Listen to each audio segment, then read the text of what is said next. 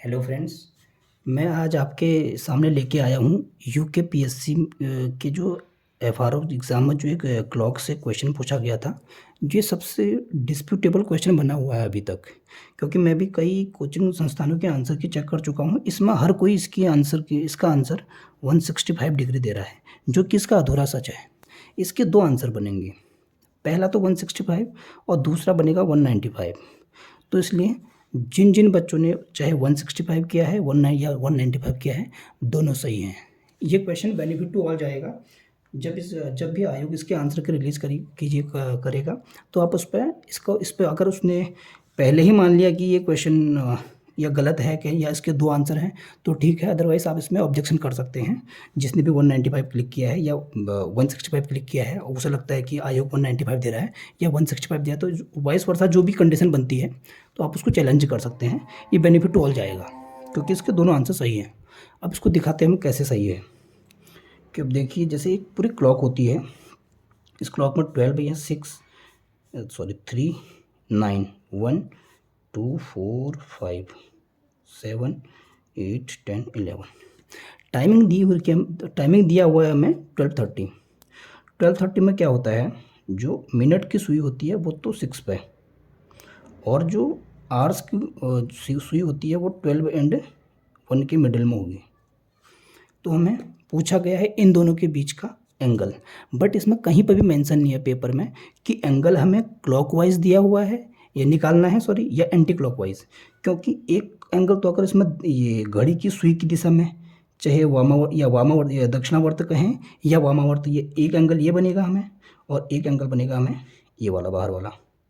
अगर इसमें मेंशन होता है कि घड़ी की सुई की दिशा में यानी क्लॉकवाइज, तो हम तब कह सकते थे कि एंगल एक जो बनेगा वो वाला आंसर होगा। और अगर एंटी क्लॉकवाइज कहते हैं, वामावर्त वाली बात है, तो इसकी अपोजिट डायरेक्शन में, तो ये आंसर बनता।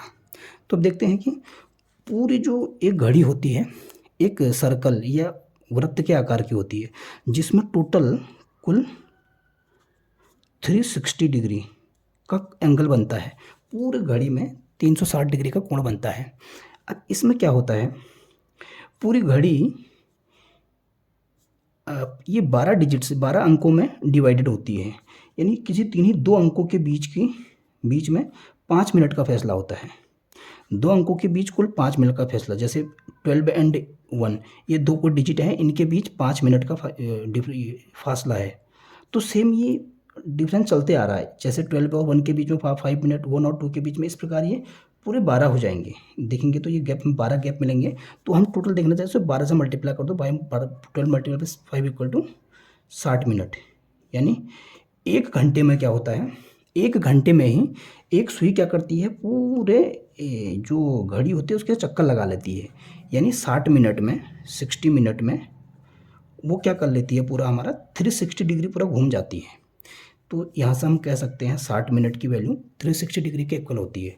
तो यहाँ से 1 मिनट की वैल्यू निकालेंगे हम, तो ये वैल्यू से डिवाइड कर देंगे 360 डिग्री अपॉन ये 60 डिवाइड में आ जाएगा, तो 0 से 0 कैंसिल, 6 जा 6 डिग्री। यानी 1 मिनट की वैल्यू हमारे पास 6 डिग्री के इक्वल होती है। और हमें अगर इनको 5-5 के गैप में तोड़ा हुआ है, क्योंकि एक किन्हीं दो डिजिट के बीच में 5 मिनट का फासला होता है, तो हम सीधे इसको इजी बनाने के लिए 5 मिनट करते हैं। तो उसको 5 से मल्टीप्लाई कर दो, 5 इंटू 1 5 मिनट, यहाँ भी 5 से मल्टीप्लाई हो जाएगा। 5 1 1 यानी 5 मिनट इज इक्वल टू 6 5 या 30 डिग्री। 5 मिनट 30 डिग्री के इक्वल होता है। अब देखिए, जो ये 1 2 3 4 5, ये पूरे 5 तो हमें पूरे मिलते हैं पूरे, और छठा वाला 12 और 1 के जो इनका ये जो निडल है इनके हाफ में है। यानी 12 और 1 के बीच में जो दो डिजिट हैं, कितना 30 डिग्री का जो एंगल बनता है दो डिजिट के बीच में, क्योंकि 5 मिनट होता है, 5 मिनट का फासला होकर 1 मिनट इक्वल टू दिया है already, 1 minute is equal to हमारे पास है 6 डिग्री।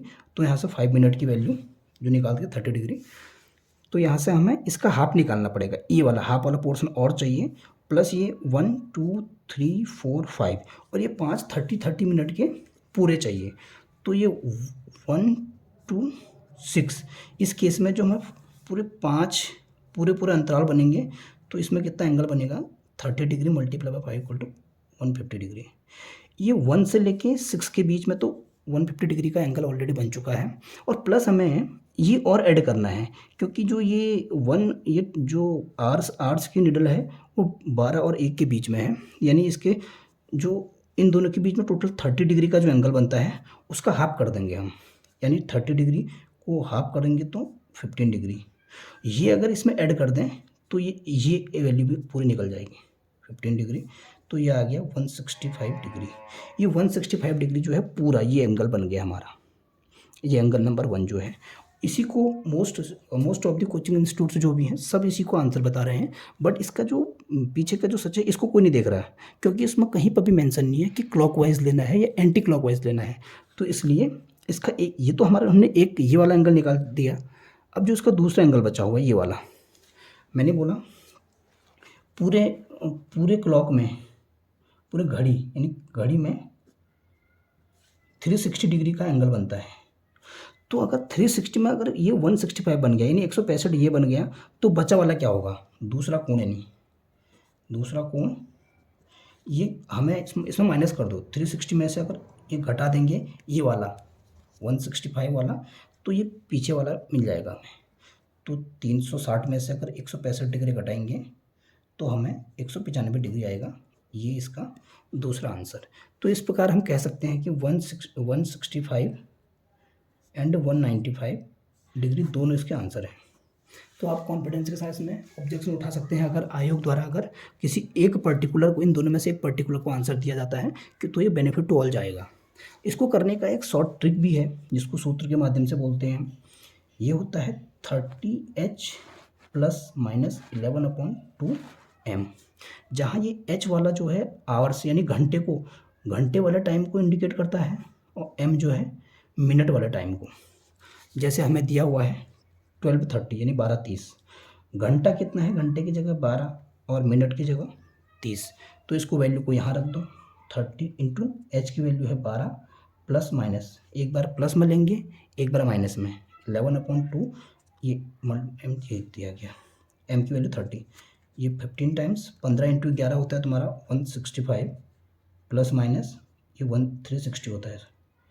तो 360 में क्या है, पूरा जो क्लॉक में जो एंगल 360 का मतलब है कि एक बार तो पूरा क्लॉक घूम चुका है, तो जो प्लस 65 और बच रहा है, यानी एक एंगल 65 डिग्री का होगा, क्योंकि 360 में तो पूरा एक सर्कल बन जाता है हमारा।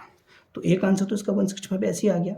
इसको प्लस में लेने पर, प्लस वाले लेने पर 365 प्लस 165 करने पर 65 बच जाएगा, क्योंकि 360 डिग्री में ये पूरा एंगल बन जाता है। और दूसरा जो बनेगा हमारा दूसरा एंगल वो 360 माइनस वाला बनेगा 165 यानी 195। तो यहाँ से भी इसके दोनों आंसर निकल चुके हैं। तो आप कह सकते हैं कि इसके दोनों आंसर एक सही हैं, 165 and 195 both are the correct answers. Okay, thank you.